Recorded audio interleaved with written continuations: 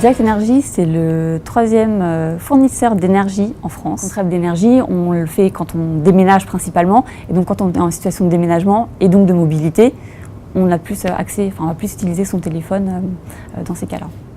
Le mobile, c'est notre principale croissance.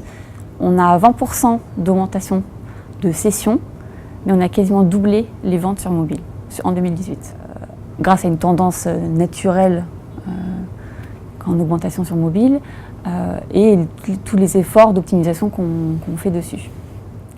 Le mobile performe toujours un peu moins, mais en fait on a des dispositifs qui sont différents sur desktop et sur mobile, où par exemple on favorise davantage le call sur mobile.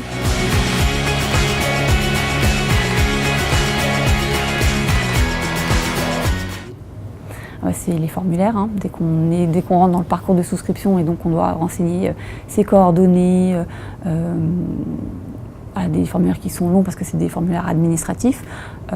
Déjà sur desktop c'est embêtant, mais sur mobile c'est encore plus, voilà, c'est des vrais pain points en fait. Il y a les champs qui sont facultatifs d'une façon générale, qu'on masque complètement sur mobile, donc ça fait vraiment des champs en moins.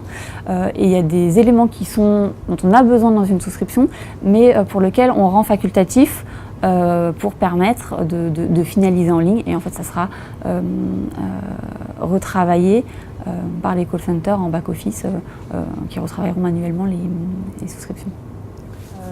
On a fait de l'A/B test, on utilise Content Square aussi. Et donc tout ça cumulé a permis non seulement d'identifier de hiérarchiser les pain points entre eux et d'A/B tester, donc pour voir quels sont ce qui marche le mieux, parce qu'on peut avoir des intuitions mais en réalité c'est pas ce qui se passe, et puis du coup de les mettre en prod derrière.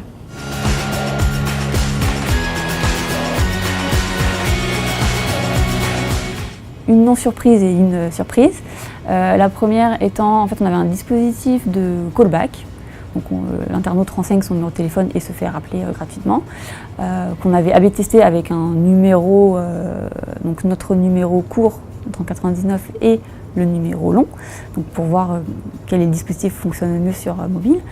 Donc le web callback fonctionne moins forcément puisque on passe par un formulaire, donc on rentre dans un irritant, donc ça c'est ce qui fonctionnait le moins.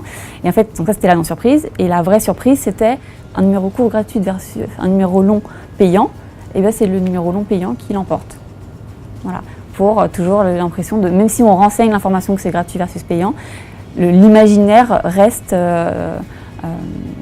le plus important en fait. Donc il faut toujours faire ces interfaces à l'intuition plutôt que le vrai rationnel. Et ça, il n'y a que l'A/B test qui peut le montrer.